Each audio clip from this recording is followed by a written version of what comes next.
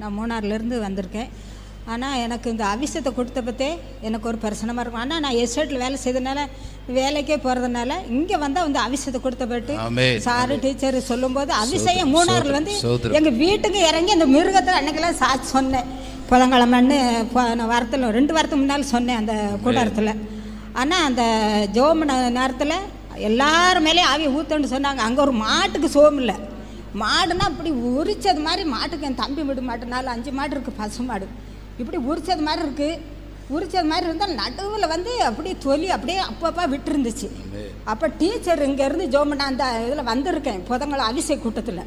எல்லார் மேலே உங்கள் சொந்த பந்த மேலே ஊற்றினாரு. நானும் கையை நீட்டு என்ன செஞ்சேன், அங்கே நீட்டுன மூணாருக்கு நீட்டினோன்னு அந்த மாடு என்ன செஞ்சிச்சு, அப்படியே அந்த பட்டுட்டு நான் போய் பார்த்தேன். ஆண்டவரை நான் சாட்சி சொல்லுவேன் அப்படின்னு சொன்ன போது அங்கே போய் பார்க்கும்போது அந்த தொலி அப்படியே இருந்து அப்படியே மூடி பால்